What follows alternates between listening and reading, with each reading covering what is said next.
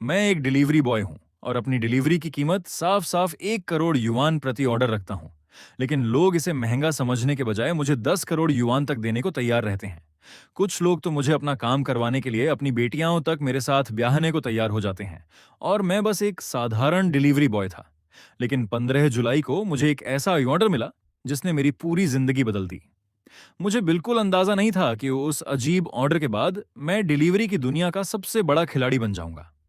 उस दिन ग्राहक ने एक छोटा बारबेक्यू, फेइतियान लोंगताई की एक बोतल, एक चॉपस्टिक और एक लाइटर मंगवाया था। जब मैं डिलीवरी देने निकलने वाला था तभी मेरी नजर ऑर्डर के पीछे लिखी एक अजीब बात पर पड़ी। उसमें लिखा था, लिफ्ट में जाने के बाद 4 नंबर का बटन लगातार 4 बार दबाना है। मैंने सोचा शायद यह सिस्टम का कोई अजीब कोड होगा, इसलिए मैंने ज्यादा ध्यान नहीं दिया। जब मैं वहां पहुंचा और लिफ्ट में गया तो मैंने निर्देश के अनुसार 4 नंबर का बटन 4 बार दबा दिया। ऐसा नहीं था कि मुझे कोई सनक थी। मैं बस डर रहा था कि कहीं ग्राहक मुझे खराब रेटिंग ना दे दें। लेकिन जैसे ही मैंने 4 बार बटन दबाया, ऊपर जाने वाली लिफ्ट अचानक नीचे जाने लगी। अचानक तेज वजनहीनता महसूस हुई। मैं बुरी तरह घबरा गया। मेरे पैर कांपने लगे। मुझे लगा शायद कोई सनकी ग्राहक जानबूझकर मेरे साथ ऐसा कर रहा है। लेकिन जब लिफ्ट का दरवाजा खुला और मैं बाहर निकला तो मैं ग्राहक से शिकायत करने ही वाला था कि तभी मेरे सामने का पूरा नजारा अचानक बदल गया। मेरे सामने एक ऐसी सड़क थी जिसे मैं जिंदगी भर नहीं भूल सकता था। वहां आधुनिक इमारतों के साथ साथ प्राचीन इमारतें भी थीं। आसमान पूरी तरह धूसर था। मैंने वहां से गुजर रहे लोगों को देखा। उनके कपड़े भी अजीब थे। किसी ने हानफू पहना था, किसी ने चीनी पारंपरिक पोशाक और किसी ने पुराने जमाने की वर्दी। लेकिन जब उन लोगों ने मेरी तरफ देखा तो मेरे पूरे शरीर में रोंगटे खड़े हो गए। उनके चेहरे इतने सफेद थे जैसे उनके शरीर में खून ही ना हो। मैंने खुद को समझाया, ये जरूर मेरा भ्रम है। मैंने तुरंत पीछे मुड़कर उस इमारत की तरफ भागना शुरू किया। तभी अचानक किसी का ठंडा हाथ मेरे कंधे पर आ गया। एक आवाज आई, मेरा सामान मुझे दे दो। मैं इतना डर गया कि लगा मेरा दिल बाहर निकल जाएगा। मैंने धीरे से पीछे मुड़कर देखा। वह लगभग 40 साल का एक आदमी था। उसका हेयर स्टाइल और कपड़े आधुनिक थे, लेकिन उसका चेहरा कागज की तरह सफेद था। मैं डर के मारे जमीन पर गिर पड़ा।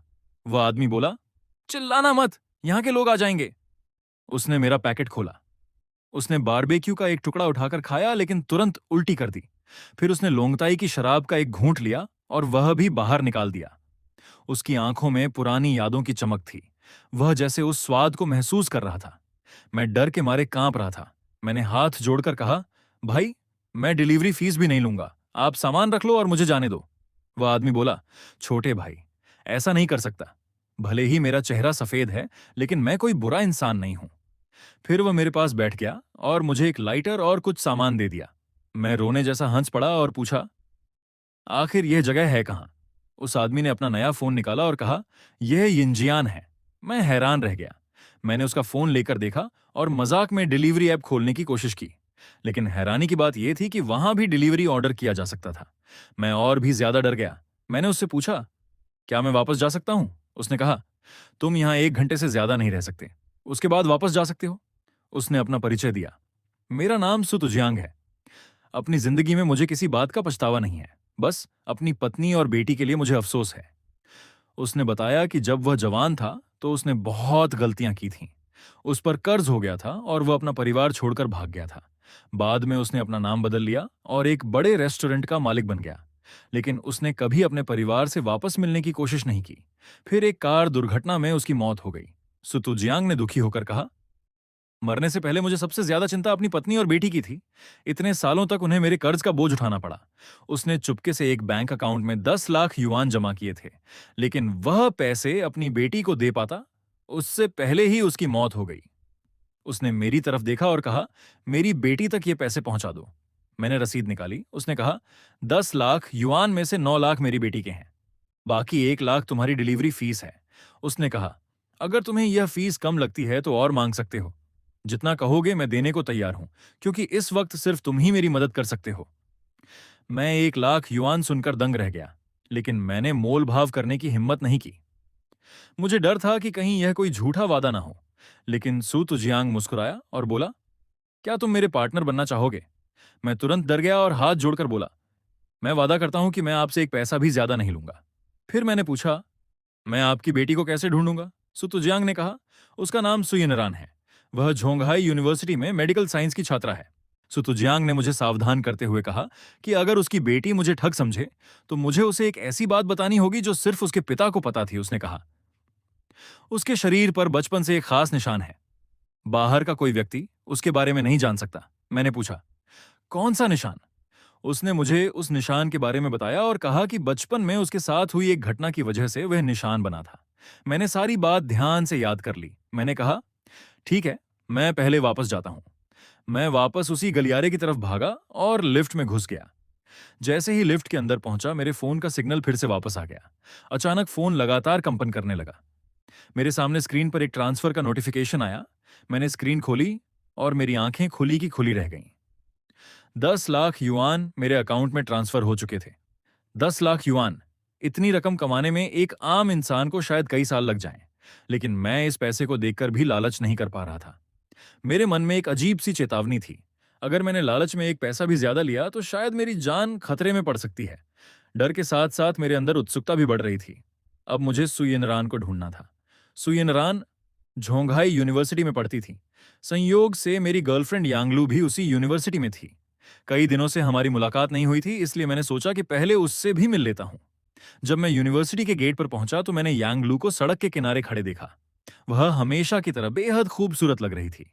आसपास से गुजरने वाले लड़के भी उसे देखकर रुक रुक कर देख रहे थे।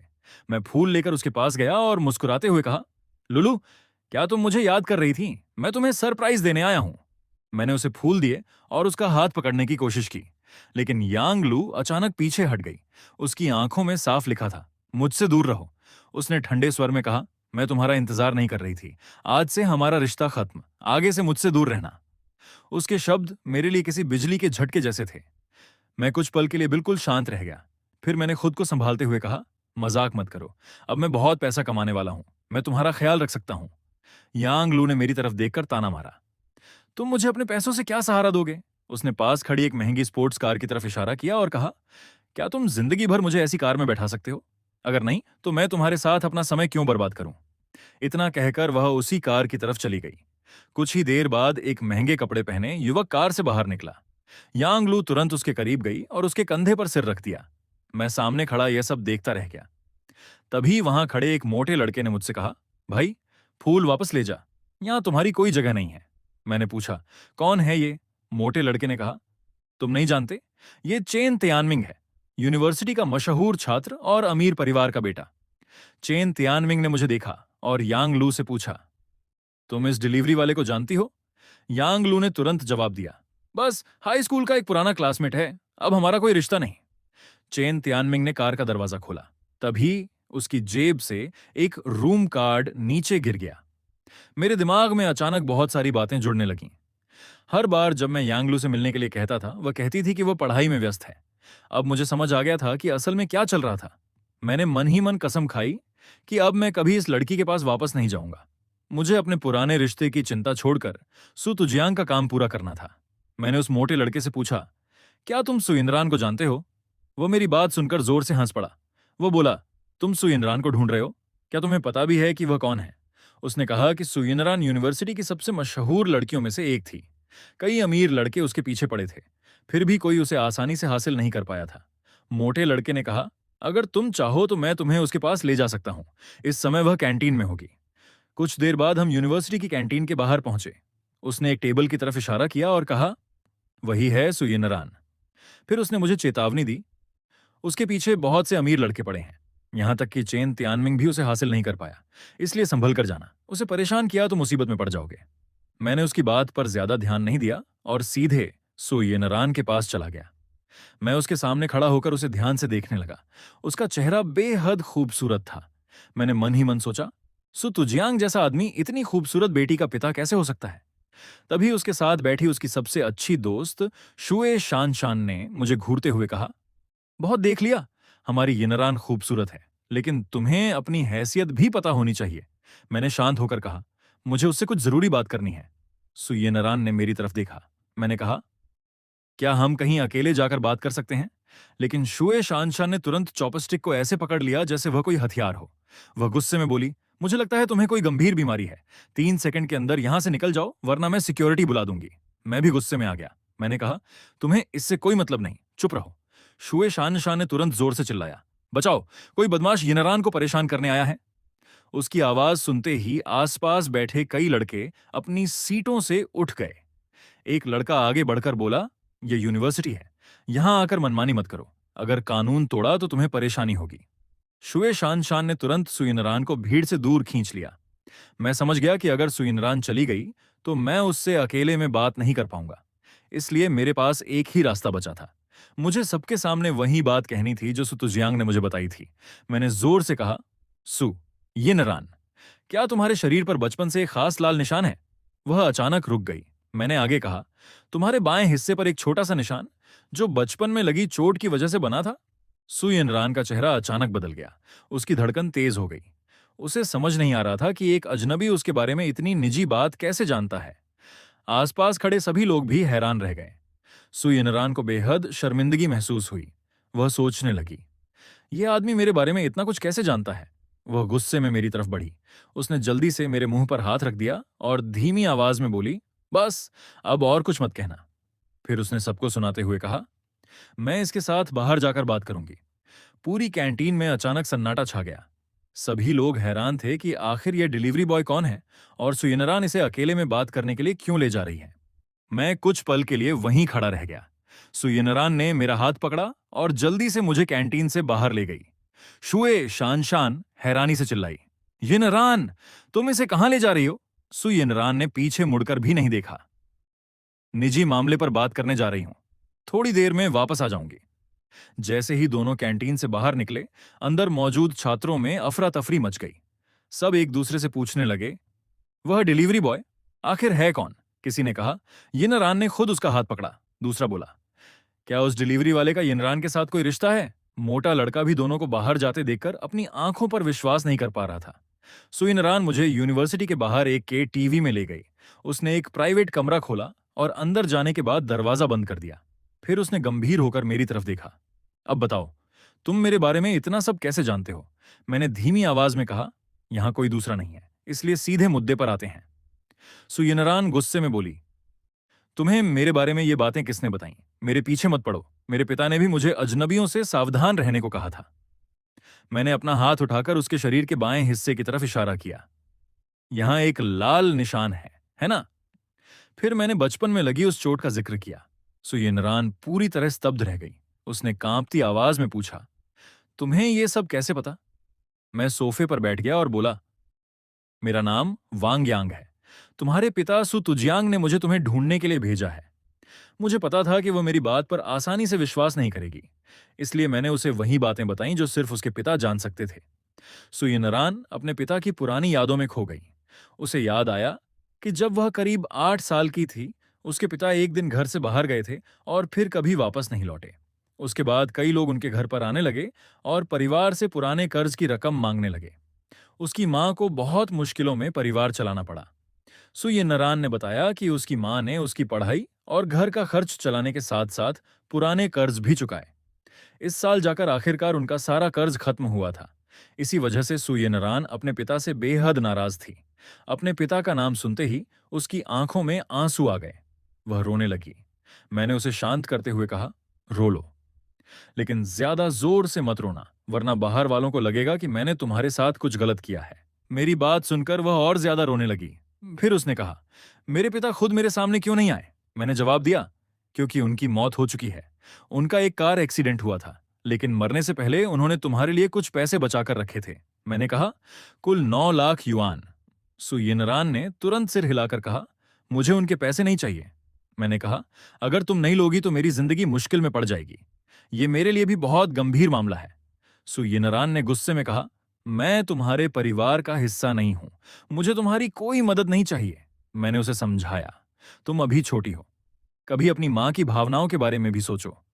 ये पैसा सिर्फ तुम्हारे पिता का नहीं है, तुम्हारी मां ने भी उनकी वजह से बहुत कुछ सहा है। इसे स्वीकार करना गलत नहीं है। मैंने अपना फोन निकाला और कहा, अगर तुम खुद पैसे नहीं लोगी तो मैं तुम्हारी मां को बता दूंगा कि तुम्हारे पिता ने ये पैसे तुम्हारे लिए छोड़े थे। आखिरकार मैंने उसके अकाउंट में पैसे ट्रांसफर कर दिए। सुयनरान ने कुछ देर तक स्क्रीन को देखा। वह अभी भी पैसे लेने के लिए तैयार नहीं थी। मैंने कहा, आज ही मेरी गर्लफ्रेंड ने मुझे छोड़ दिया, अगर कल फिर कोई मुझे छोड़ दे तो मुझे अब हैरानी नहीं होगी। मैंने मजाकिया अंदाज में कहा, तुम्हारे पीछे इतने सारे लड़के हैं कि शायद मुझे भी उनसे मुकाबला करना पड़ेगा। सु यिनरान ने आखिरकार अपनी परेशानी बताई। उसने कहा, मेरे एक पुराने प्रोफेसर हैं। उन्होंने मेरी कई बार मदद की है। कल उनका जन्मदिन है। लेकिन एक समस्या थी। एक ऐसा लड़का भी वहां आने वाला था जिसे वह बिल्कुल पसंद नहीं करती थी। उसे डर था कि वह प्रोफेसर के जन्मदिन का फायदा उठाकर उसे परेशान करेगा। सुयिनरान ने मेरी तरफ देखकर कहा, तुम भी यूनिवर्सिटी से जुड़े हो, इसलिए शायद मेरी मदद कर सकते हो। क्या तुम कल मेरे साथ चलोगे? उसकी परेशान आंखों को देखकर मैं मना नहीं कर पाया। मैंने कहा, ठीक है। अगर मैं उसकी समस्या हल कर देता तो वह मुझे 1,00,000 युआन देने वाली थी। सुयिनरान मुस्कुराई और कमरे से बाहर चली गई। उसी समय मेरे फोन की घंटी बज उठी। वही रहस्यमयी सिस्टम फिर से सक्रिय हो गया था। मेरे फोन पर एक नया डिलीवरी ऑर्डर आया। ऑन ऑर्डर में लिखा था, 1 बोतल माओताई, 2 cup, delivery fees 1 crore yuan. और नीचे फिर वही अजीब निर्देश था, पास वाली लिफ्ट में जाओ और चौथी मंजिल का बटन 4 बार दबाओ। मैंने स्क्रीन देखते ही समझ लिया, यह फिर से उसी रहस्यमयी दुनिया का ऑर्डर था। मैंने मन ही मन सोचा, तो यही वजह है कि यांग लू ने मुझे छोड़ दिया था। उसके लिए मेरे पास पैसा नहीं था, लेकिन अब हालात बदल चुके हैं। मैं तुरंत के टीवी से बाहर निकला, अपनी बाइक उठाई और मॉल की तरफ भागा। वहां से माओताई की बोतल खरीदी और तेजी से लिफ्ट की तरफ दौड़ा। जब लिफ्ट में कोई और नहीं था, मैंने तुरंत चौथी मंजिल का बटन दबाया। अचानक लिफ्ट की स्क्रीन पर अजीब अजीब निशान दिखाई देने लगे। उसी समय मेरे फोन का सिग्नल गायब हो गया। कुछ सेकंड बाद लिफ्ट का दरवाजा अपने आप खुल गया। मैंने बाहर कदम रखा और फिर वही रहस्यमयी दुनिया मेरे सामने थी। लिफ्ट से बाहर निकलते ही मैंने सुतु जियांग को अपनी तरफ आते देखा। उसके साथ एक और अधेड़ उम्र का आदमी खड़ा था। मैंने मुस्कुराकर कहा, मैंने आपकी बेटी सुयिनरान को पूरे 9,00,000 युआन ट्रांसफर कर दिए हैं। सुतु जियांग ने संतुष्टि से सिर हिलाया। बहुत अच्छा, अब मेरा अधूरा काम पूरा हो गया, धन्यवाद।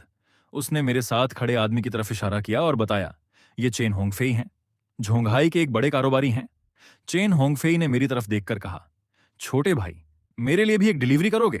मैंने पूछा, क्या डिलीवरी है? उसने माओताई की बोतल ली, 2 गिलास में शराब डाली और 1 गिलास मुझे दिया। फिर वह शराब पीने लगा। लेकिन जैसे ही उसने शराब का स्वाद महसूस किया, उसकी आंखों में पुरानी यादें ताजा हो गईं। वह भावुक होकर बोला, कितने साल हो गए, आखिर आज फिर से इसका स्वाद मिला। सू तुजियांग ने उसे रोकते हुए कहा, चेन, हमारे पास समय कम है, पहले अपना काम पूरा करो, बाकी शराब बाद में पी लेना। चेन होंगफेई ने सिर हिलाया और मेरी तरफ एक पता बढ़ा दिया। ये मेरा घर है, वहां जाकर मेरी पत्नी से मिलो। मैंने पता देखा और थोड़ा हैरान हुआ। चेन होंगफेई ने कहा, मैं चाहता हूं कि तुम वहां जाकर मेरी बात उसके सामने रखो। मैंने पूछा, लेकिन मैं आपके घर कैसे जा सकता हूं? अगर आपकी पत्नी ने मुझे देखकर पुलिस बुला ली तो? चेन होंगफेई ने कहा, चिंता मत करो, मैं तुम्हारे शरीर के जरिए उससे बात करूंगा। मैंने यह सुनकर डरते हुए कहा, क्या आप मेरे शरीर पर कब्जा करने की बात कर रहे हैं? चैन होंगफेई ने बताया कि उसकी पहली पत्नी से उसका एक बेटा था, चैन तियानमिंग। उसकी मौत के बाद उसे चिंता थी कि उसका बेटा परिवार की सारी संपत्ति बर्बाद कर देगा। वह चाहता था कि उसकी वर्तमान पत्नी उसके बेटे को विरासत से बाहर कर दे। बदले में वह मुझे कंपनी के 10% शेयर देने को तैयार था। लेकिन जैसे ही उसने अपने बेटे का नाम लिया, मेरे दिमाग में यूनिवर्सिटी का दृश्य घूम गया। वही चेन तियानमिंग जिसे मैंने यांग लू के साथ देखा था। मैंने चेन होंगफेई से पूछा, क्या आपका बेटा वही है जो झोंगहाई यूनिवर्सिटी का छात्र है? वह हैरान होकर बोला, तुम उसे जानते हो? मैंने ठंडी आवाज में कहा, सिर्फ जानता नहीं हूं, आज दोपहर मैंने उसे अपनी आंखों से देखा है। चेन होंगफेई ने मेरी बात सुनकर गुस्से में कहा, उस कमीने ने क्या किया? मैंने उसे बताया कि चेन तियानमिंग मेरी गर्लफ्रेंड यांगलू के साथ था। चेन होंगफेई कुछ पल के लिए शांत हो गया, फिर बोला, छोटे भाई, उसका किया हुआ मुझसे कोई लेना देना नहीं है, वह खुद अपनी जिंदगी बर्बाद कर रहा है। मैंने पूछा, लेकिन मैं कैसे यकीन करूं कि आपकी आत्मा मेरे शरीर पर कब्जा करके मुझे नुकसान नहीं पहुंचाएगी? चेन होंगफेई ने गंभीर होकर कहा, मैं ऐसा नहीं कर सकता, मैं एक आत्मा हूं। अगर मैं इस जगह से 1 घंटे से ज्यादा दूर रहा तो मेरी आत्मा खत्म हो जाएगी। मैंने उसकी तरफ देखा, फिर सुतुजियांग की तरफ देखा। दोनों की बातें एक जैसी थीं। सुतुजियांग ने मुझे समझाया, हमने इस बारे में काफी जानकारी जुटाई है। अगर कोई जीवित इंसान यिन और यांग की दुनिया के बीच चल सकता है तो आत्मा उसके शरीर के जरिए अपनी अधूरी इच्छा पूरी कर सकती है। लेकिन इसके लिए उस चीज को छूना जरूरी है जो उस आत्मा के लिए जिंदगी में सबसे ज्यादा महत्वपूर्ण थी। सुतुजियांग ने आगे कहा, अगर आत्मा तुम्हारे शरीर के जरिए अपनी इच्छा पूरी कर लेती है तो तुम्हारी यिन ऊर्जा बढ़ेगी। जितनी ज्यादा यिन ऊर्जा होगी उतनी ही तुम्हारी किस्मत मजबूत होगी। और अगर यह ऊर्जा एक खास स्तर तक पहुंच गई तो भविष्य में मेरी मौत के बाद भी मुझे यिन दुनिया में ऊंचा स्थान मिल सकता था। मैंने पूछा, तो अब मुझे चेन होंगफेई की पत्नी के घर कैसे जाना है? चेन होंगफेई मुस्कुराया और बोला, मेरा वर्तमान नाम वहां कुछ और है। बस उससे एक खास प्रेम कविता कहना, वह तुम्हें अंदर आने से मना नहीं करेगी। मैंने पूछा, कौन सी कविता? चेन होंगफेई शर्माते हुए आसमान की तरफ देखने लगा। उसने कहा, चांद को देखना और फिर नीचे काले रेशम को देखना। मैंने अजीब सी मुस्कान के साथ सिर हिलाया, फिर वापस लिफ्ट की तरफ चला गया। इस बार मुझे पहले से अनुभव था, इसलिए मैं बिल्कुल नहीं डरा। लिफ्ट का दरवाजा बंद हुआ और वह धीरे धीरे ऊपर जाने लगी। कुछ ही देर बाद दरवाजा खुला और मैं फिर से सामान्य दुनिया में लौट आया। चेन होंगफेई ने जो पता दिया था, मैं वहां पहुंचा। वह शहर का एक बेहद महंगा और आलीशान रिहायशी इलाका था। गेट पर सुरक्षा बहुत कड़ी थी।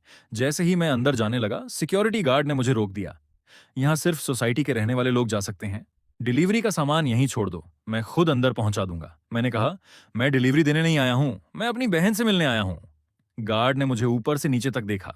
उसे विश्वास नहीं हुआ कि डिलीवरी बॉय की कोई बहन इस महंगे इलाके में रहती होगी।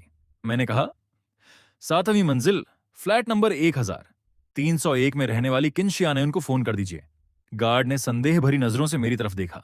उसने कहा, अगर तुम झूठ बोल रहे हो तो तुम्हारी नौकरी भी जाएगी और पुलिस के पास भी ले जाया जाएगा। मैं शांत रहा।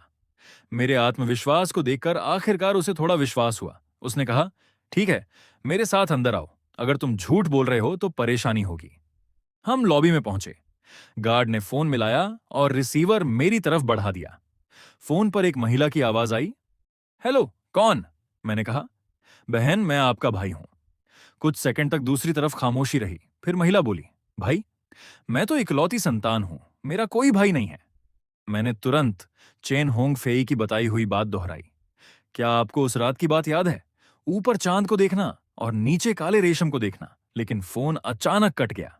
मैंने फोन की तरफ देखा। क्या मैंने एक भी शब्द गलत कहा था? गार्ड मेरी तरफ देखकर हंसने लगा। देखा, मैंने कहा था ना कि तुम झूठ बोल रहे हो। गार्ड ने मुझे डांटना शुरू ही किया था कि तभी फोन फिर से बज उठा। इस बार स्क्रीन पर वही महिला का नंबर था।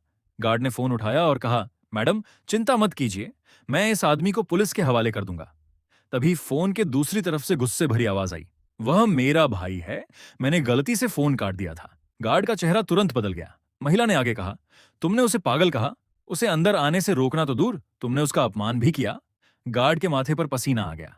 उसने तुरंत मेरी तरफ मुड़कर कहा, माफ कीजिए, कृपया अंदर जाइए। अब उसे समझ आ चुका था कि जिस डिलीवरी बॉय को वह गरीब समझ रहा था, उसके पीछे कोई बहुत बड़ा रहस्य छिपा है। गार्ड ने तुरंत रास्ता छोड़ दिया। मैंने उसकी तरफ ज्यादा ध्यान नहीं दिया और सीधे सोसाइटी के अंदर चला गया। कुछ देर बाद मैं चेन होंगफेई के बताए घर के दरवाजे के सामने खड़ा था। मैंने दरवाजा खटखटाया। अंदर से कदमों की आवाज आई और थोड़ी देर बाद दरवाजा खुला। सामने करीब 50 साल की एक महिला खड़ी थी। वह मुझे देखकर हैरान हो गई। उसने पूछा, तुम कौन हो और तुम्हें मेरा नाम कैसे पता? मैंने कहा, क्या आप किन शियान्युन हैं? उसने सिर हिलाकर कहा, हाँ, मैं ही हूं। लेकिन तुम्हें मेरा नाम कैसे पता? मैंने जवाब दिया, अगर मैं कहूं कि मुझे यह नाम चेन होंगफेई ने खुद बताया है, तो क्या आप मेरी बात पर विश्वास करेंगी? किन शियान्युन ने तुरंत सिर हिला दिया, नहीं, मैं तुम्हारी बात पर विश्वास नहीं कर सकती। लेकिन फिर उसने मेरी तरफ गौर से देखा। मैंने कहा, फिर भी जो बातें मैं बताने वाला हूं, उन्हें सिर्फ चेन होंगफेई ही जानता था। वह कुछ पल चुप रही। फिर उसने दरवाजा खोलते हुए कहा, पहले अंदर आओ। मैं अंदर गया। लिविंग रूम में एक तस्वीर रखी थी। तस्वीर देखते ही मेरी नजर कुछ देर के लिए वहीं रुक गई। मेरे मन में एक अजीब एहसास हुआ। ऐसा लग रहा था जैसे यहां कुछ बहुत महत्वपूर्ण होने वाला है। किन शियानयुन मेरी तरफ हैरानी से देख रही थी। मैंने कहा, बस थोड़ी देर इंतजार कीजिए, आपको सब समझ आ जाएगा। मैंने अपना हाथ आगे बढ़ाया और धीरे धीरे चेन होंगफेई की आत्मा से संपर्क करने की कोशिश की। जैसे ही मैंने उसे छुआ, अचानक मेरे शरीर में बिजली जैसी सनसनाहट दौड़ गई। मुझे अपने दिमाग के अंदर एक दूसरी मौजूदगी महसूस हुई। वह चेन होंगफेई था, लेकिन मेरा शरीर अभी भी मेरे नियंत्रण में था। चेन होंगफेई की आवाज मेरे दिमाग में गूंजी, छोटे भाई, जो कहना है मन में कहो, मैं तुम्हारी बात सुन सकता हूं। मैंने मन ही मन कहा, क्या मैं आपको अपने शरीर में आने दूं? उसने जवाब दिया, बस मुझे अंदर आने की अनुमति दे दो। मैंने अपनी सहमति दे दी। अचानक चेन होंगफेई धुंध की तरह फैल गया। वह धुंध मेरे शरीर के हर हिस्से में फैल गई। मुझे कुछ पल के लिए ऐसा लगा जैसे मेरा शरीर सुन्न हो गया हो, लेकिन मेरी आंखें, कान और बाकी इंद्रियां सामान्य रूप से काम कर रही थीं। मैं सब कुछ महसूस कर सकता था। बस फर्क इतना था कि अगले कुछ समय के लिए मेरे शरीर की गतिविधियों पर चेन होंगफेई का नियंत्रण था। किन शियान्यून ने मुझे अजीब नजरों से देखा। तुम कर क्या रहे हो? मैंने धीरे से उसकी तरफ मुड़कर देखा। चेन होंगफेई की आवाज मेरे अंदर से आई, शियान्यून। किन शियान्यून की आंखें अचानक फैल गईं। उसने मुझे गौर से देखा। मेरे चेहरे और आवाज में अचानक उसे अपने पति चेन होंगफेई की झलक दिखाई देने लगी। फिर मैंने उसी पुराने अंदाज में कहा, छोटी शियान्यून। किन शियान्यून की आंखों में आंसू आ गए। वह कांपती आवाज में बोली, होंगफेई, क्या तुम सच में हो? चैन होंगफेई ने मेरे हाथ से उसके बालों को छुआ। उसने कहा, हाँ, मैं ही हूं। इस बार मैं एक बहुत जरूरी काम के लिए वापस आया हूं। फिर उसने अपने बेटे चेन तियानमिंग की बात शुरू की। उसकी आवाज में गुस्सा साफ महसूस हो रहा था। किन शियानयुन ने हैरानी से पूछा, लेकिन तुम तो। चेन होंगफेई ने उसे रोकते हुए कहा, कल सबसे पहले बेटे का डीएनए टेस्ट करवाना।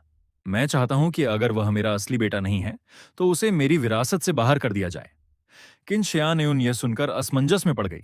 उसने कहा, लेकिन यह कैसे संभव है? तुम तो अब इस दुनिया में नहीं हो।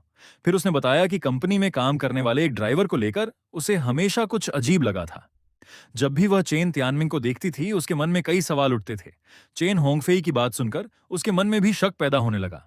किन शियानयुन ने तुरंत अपना फोन उठाया और चेन तियानमिंग को कॉल किया। उसने कहा, कंपनी में कुछ बहुत बड़ा बदलाव होने वाला है। जितनी जल्दी हो सके घर वापस आओ। फोन रखने के बाद चेन होंगफेई ने मेरी तरफ इशारा किया। इस युवक का नाम वांग यांग है। चेन होंगफेई ने कहा, मैं इसे अपनी कंपनी के 10% शेयर देने वाला हूं। किन शियानयुन हैरान रह गई।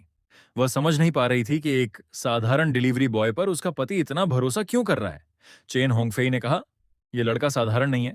इसके अंदर कुछ ऐसा है जो इसे भविष्य में बहुत आगे ले जाएगा। किन शियान्युन ने उसकी बात ध्यान से सुनी और आखिरकार सिर हिला दिया। उसी समय शहर के एक आलीशान होटल के कमरे में एक दूसरी कहानी चल रही थी। वहां यांगलू और चेन तियानमिंग साथ मौजूद थे। यांगलू के चेहरे पर घबराहट साफ दिखाई दे रही थी। चेन तियानमिंग जल्दी जल्दी अपने कपड़े ठीक कर रहा था। यांगलू ने घबरा कर कहा, तियानमिंग, तुम कहां जा रहे हो? मेरी बात पर विश्वास करो। वह डिलीवरी बॉय सिर्फ मेरा पुराना क्लासमेट है। उसका हमारे बीच कुछ भी नहीं है। चेन तियानमिंग ने जवाब दिया, मुझे कंपनी से जरूरी फोन आया है। कुछ हुआ है। मैं वापस आकर तुमसे बात करूंगा। वह तुरंत होटल से निकल गया। कुछ देर बाद वह अपने घर पहुंचा। जैसे ही उसने दरवाजा खोला, सामने खड़े आदमी को देखकर उसके चेहरे के भाव बदल गए। वह वही डिलीवरी बॉय था, वांग यांग। चेन तियानमिंग ने उसे पहचान लिया, लेकिन उसे बिल्कुल अंदाजा नहीं था कि वांग यांग के शरीर के अंदर इस समय उसके मृत पिता चेन होंगफेई की आत्मा मौजूद थी। चेन तियानमिंग ने सामने खड़े वांग यांग को पहचान लिया।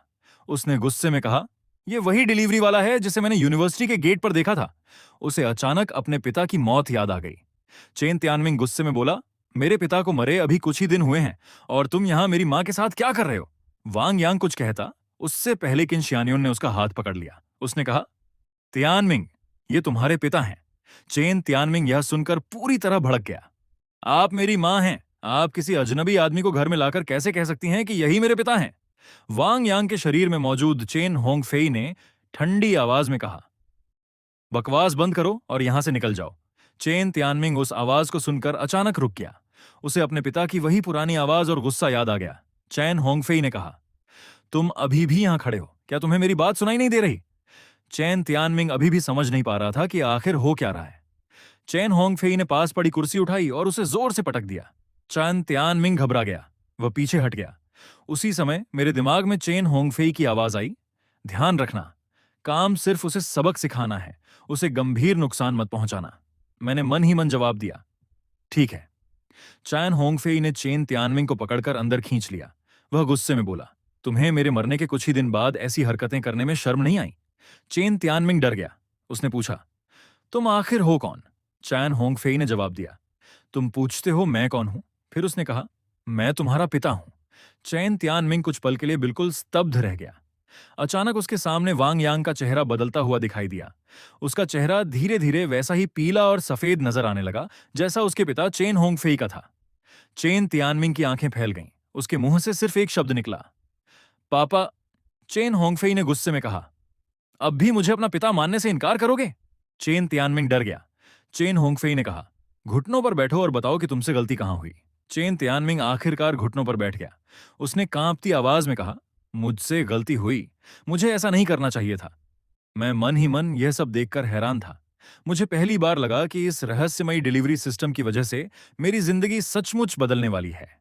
चेन होंगफेई ने अपने बेटे की तरफ घृणा से देखा और कहा, आज से तुम मेरे बेटे नहीं हो। तुम्हें मेरी संपत्ति में से एक पैसा भी खर्च करने का अधिकार नहीं है। फिर उसने कहा, मेरी संपत्ति अब सिर्फ शियान और रौरौ की होगी।